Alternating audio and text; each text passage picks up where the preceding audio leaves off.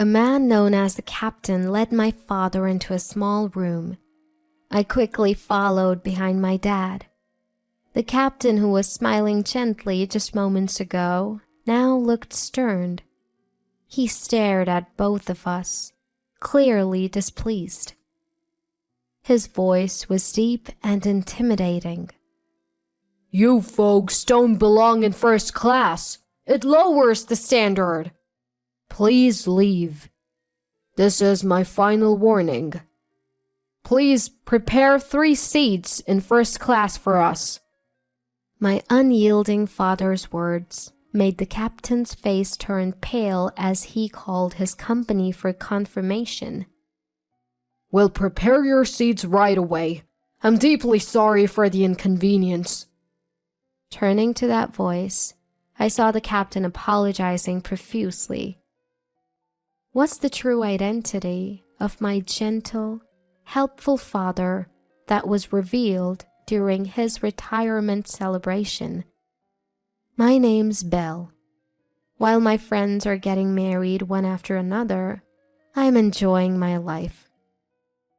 I'm planning to relax at my parents' house during the summer break. By the way, I heard Mary is expecting her second child. Really? How old is her first one? I think she just had the baby recently. Time flies, huh? When are you planning on it, Belle? Someday. Just make sure you don't rush and end up with the wrong person. Think it through. Even though my parents' house isn't far from my apartment, I've been less eager to visit over the years. Whenever casual conversations turn to marriage and kids, I feel a bit left out. I know my parents mean well and they know I love kids. My dad is retiring at the end of the year. He's always hoped to see his grandkids while he's still healthy, but it seemed that won't be happening anytime soon. Growing up, we moved a lot because of my dad's job. I've always been good with people, but not so good at showing vulnerability. My mom used to tell me to be someone who can help others. I took that to heart, and now I'm the go-to person at work and in my personal life. This made me appear strong, and while men rely on me, they don't often see me romantically. I might be the typical I can live on my own type you see in comics. Where's Dad? He went out shopping. Isn't it a bit late for shopping? You know, Dad, he's probably helping someone out again. Didn't he save a drowning kid once? Yes, I was so worried then. He said he was going shopping and didn't come back for a while. That's scary. Was the kid from our neighborhood? I don't know. I only heard about it from your dad. I see. I hope you find someone like your dad, Belle. Someone who can help others in a pinch. Sure, Mom. When Dad comes back, I've decided to make a special proposal to show my gratitude. I'm back. You're late. Hey, Belle, welcome back. Thanks. Where did you go shopping? Dad walked in from the entrance with bags from the local supermarket. It's only a 10-minute drive to the supermarket. It seemed like he took a bit too long for such a short trip. As soon as my mother saw my father, she headed to the kitchen to reheat the prepared meal. I stood up to set the table when my father's cell phone rang. Hello? While on the call, my father discreetly stepped out of the living room. I felt something was off about his behavior, but since my mother didn't seem concerned, I brushed it off. After the call, the 3 of us sat down for dinner, and I brought up a topic. How about we all go on a trip to celebrate your retirement, Dad? I've got some brochures. I put down my fork and pulled out several brochures from my bag. I'm not making a ton of money, so we'll have to stick to places I can afford, but let it be my gift to you. I had started saving a few years ago, thinking I'd use it for either my wedding or my father's retirement. Thanks to that, I had several options, both domestic and international. Thanks, Belle. Let's take a look later.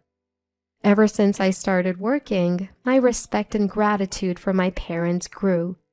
I understood the challenges of raising a child without any financial struggles, especially after hearing stories from my friends who were parents. I just hoped my parents could feel a fraction of the gratitude I felt for them. I've always wanted to visit Europe. That sounds great. But can you get the time off, Belle? I'll have to plan it out, but I think my colleagues will understand. If we can take a longer break, maybe we can go abroad. Otherwise, a short domestic trip would be fine. Don't worry about me. Let's go wherever you want, Dad. After dinner, we looked through the brochures discussing potential destinations. Every place looked so appealing, with beautiful sceneries and delicious food. This looks delicious, right? Look at this one too. You two are all about the food, huh? We laughed and debated, eventually narrowing down our choices to about 5 destinations before deciding to sleep on it. The next day after lunch, as we were enjoying our coffee, my father received another phone call. He answered with a "Hello?" and stepped into the hallway. Has Dad been getting a lot of calls lately? Maybe more recently. He's retiring, so maybe it's work-related. Don't you ever ask who's calling? I don't pry into such things. Don't you get curious? We're not newlyweds. At our age, I don't get upset over a phone call. Is that how it is? That's how it is. It's fine. If something comes up, we'll deal with it then. My mother's calm response was reassuring, but I still felt uneasy. As we were discussing this, my father finished his call and returned. Who was on the phone? Oh, just someone. Someone you can't tell us about? Actually, I was thinking, what if we splurge on hotels and meals but save on flights? What do you think? That sounds good. But where can we find affordable flights? I've got a lead on some good deals. Can you trust me with it? Of course. Sounds good. Right, Belle? Yeah, sounds great. Thanks, Dad. I wasn't entirely convinced, but since my mother wasn't concerned, I decided not to press the issue. I resolved not to question my father's actions any further. The next day, we settled on an international destination and began considering potential dates. At my workplace, vacations are scheduled in rotation. When I proposed the dates to my colleagues, they quickly agreed. When it came time to book, my parents expressed a wish to save my money for the future. So, we agreed that I would pay a bit more than half of the trip's cost. However, my father insisted on handling the flight arrangements, including payment.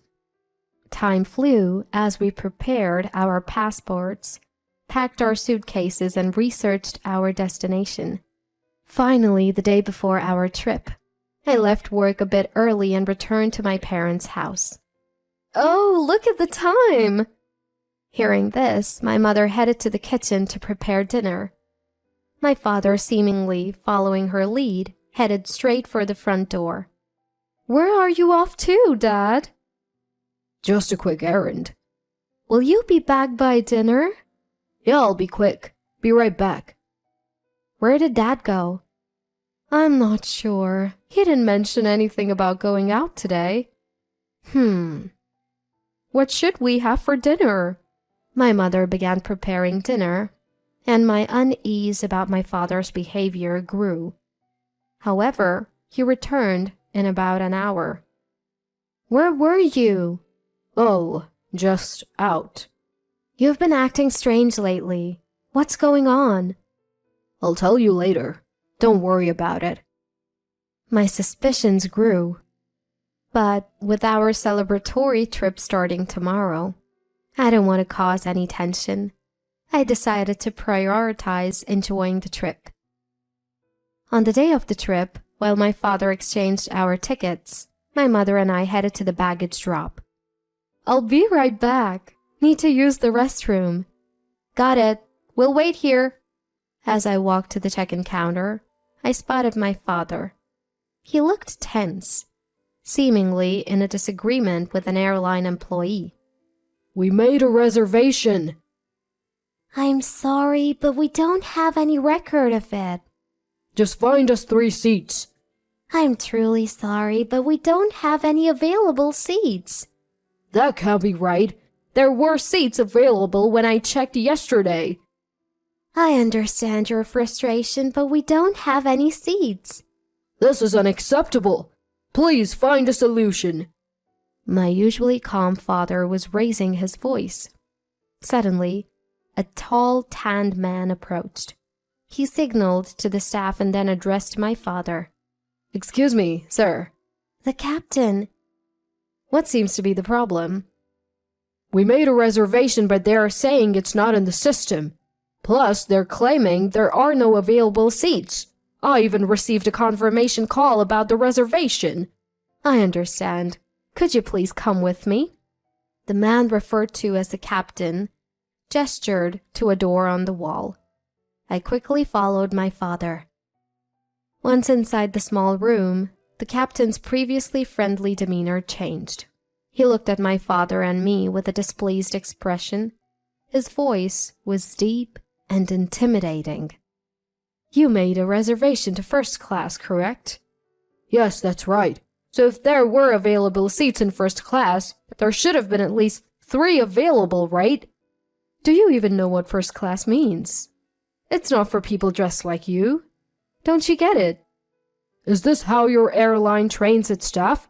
To judge people by their appearance? It's impressive that a captain would come out and insult a customer like this. I don't care about that. Having someone dressed as shabbily as you in first class would lower our standards. Please leave. We hadn't been told we'd be flying first class, and given the long flight, we had dressed for comfort. Still, the captain's words angered me. This is your last warning. Prepare 3 seats in first class. If you don't, this might be your last flight. My usually calm father spoke with such authority. It took me by surprise. The captain looked equally shocked, as if thinking, what is this guy talking about? I'll be in charge of personnel decisions for this airline starting next year, so I'll be the one deciding your fate. That's impossible. If you don't believe me, check with your boss. My name is Wilson David. With such confidence in my father's voice, the captain began making a phone call. As he spoke, his face turned pale. I deeply apologize, Mr. Wilson David. We'll prepare your first-class seats right away. Good. Make sure you do. And about the personnel matter you mentioned earlier.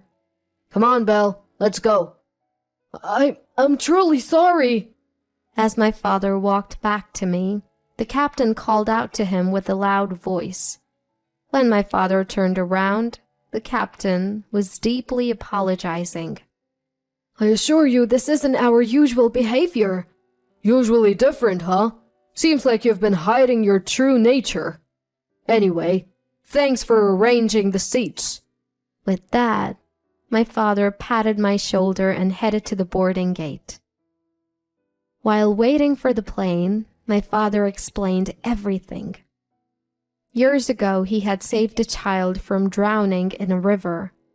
That child's father turned out to be the CEO of this airline. They had maintained a casual relationship since, exchanging Christmas cards and occasional gifts.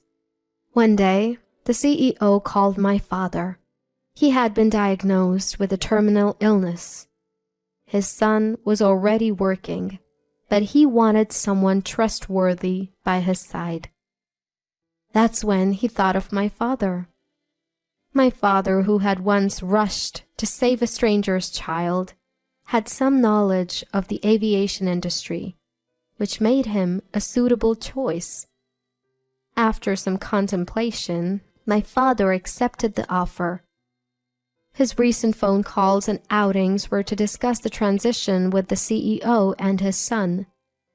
In the end, the captain, who had deeply apologized, was reportedly let go after our flight. When I reported the captain's situation to the president's son and asked the current personnel department to interview the captain's surroundings, I found that he got angry with his colleagues and juniors and harassed customers he didn't like. It was discovered that he had been doing this. After hearing from colleagues and subordinates about his behavior, the CEO was furious and decided to fire him. Our family celebrated both my father's retirement and his new high-ranking position by enjoying the best trip ever. After returning, my father seemed even more involved in his work than before.